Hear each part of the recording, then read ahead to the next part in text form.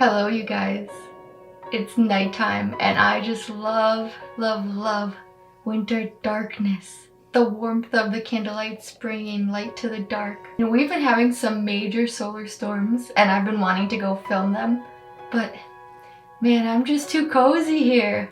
I've been ending my nights reading, and then going into the void or dropping into Ho'oponopono prayer. And then I fall asleep early so I can wake up to the darkness again. And going out to film the colors in the sky just might not happen. I'm too cozy here.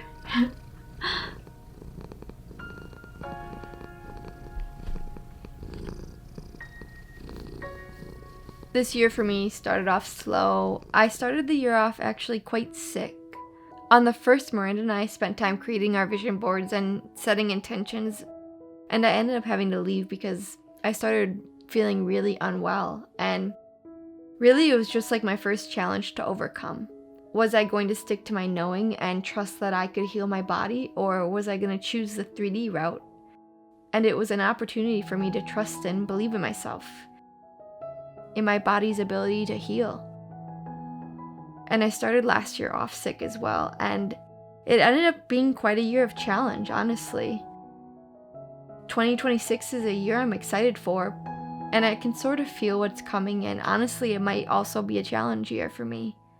But in a lot of ways I'm excited for that, because to me that just means growth.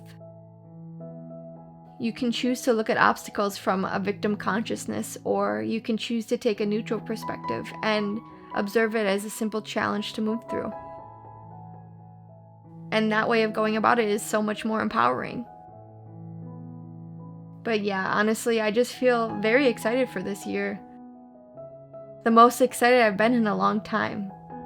I feel like I've put in the groundwork, and there are still things I need to move through and fully let go of, but I feel prepared and ready to move and flow with what this year has in store.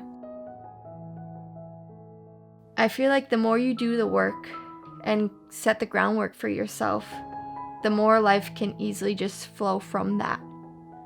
And it just gets better and better.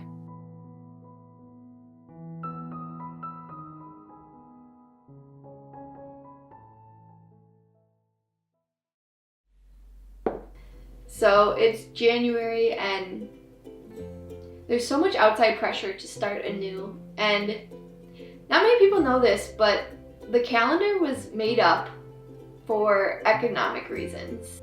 This guy, Pope Gregory, was like, how can we maintain the most amount of control over all of the people? Oh, I got an idea. Let's make a calendar that everyone has to live by. And it's just not in harmony with the natural flow of Earth, Mother Nature. Really, the energy that's coming through right now is a death portal. That of the wood snake, where we're being asked to do our final releasing, final shedding of the skin before the equinox, when we can start anew. I mean, that's really what I've been doing. A lot of inner reflection, and a lot of things have come up where I feel like I'm finally letting go of them. But to be honest, it's a challenge. Truly becoming and making choices that align with the person that you're becoming can be hard in that transition phase. There can be days where everything's in flow and going really well, and then there's days where that trigger might come up and you're asked to have the most strength during that time to really consciously make decisions that move you forward rather than repeating that old cycle that you once had. And if you feel like you're not ready to start your New Year goals yet, don't.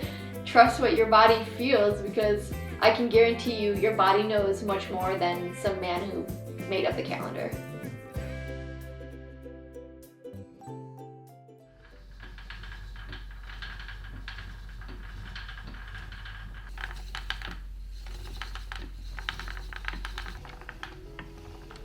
I've really been deepening into winter.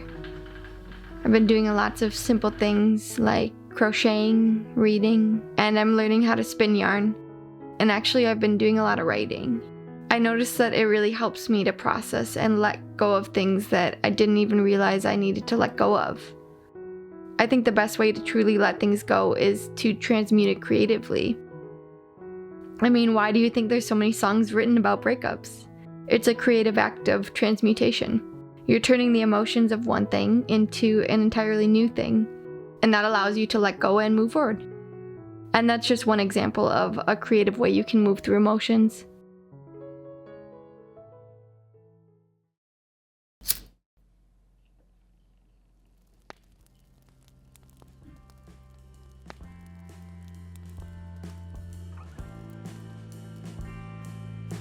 So it's been really cold here.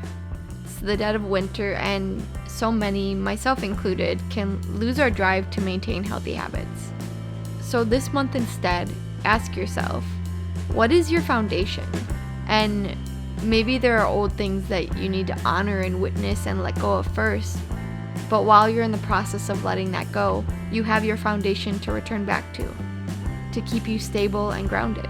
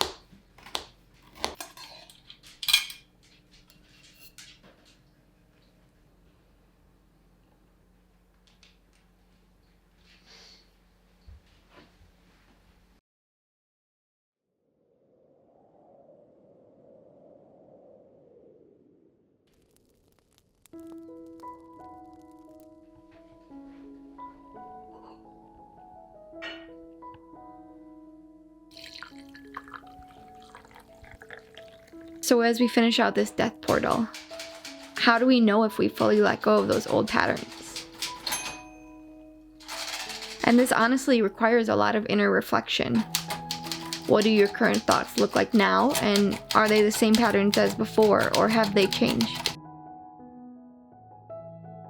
The easiest way of doing this is looking at how you respond to your outside world, because your outside world is always a reflection of your internal.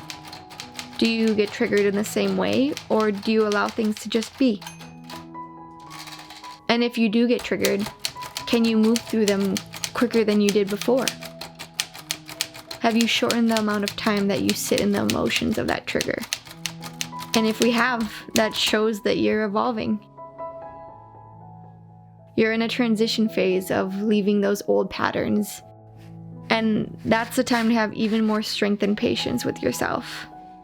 Sometimes we judge ourselves so hard for how fast we move about the world, and sometimes that judging is what's holding us back. Can you simply allow yourself to be, because your soul is not on a timeline?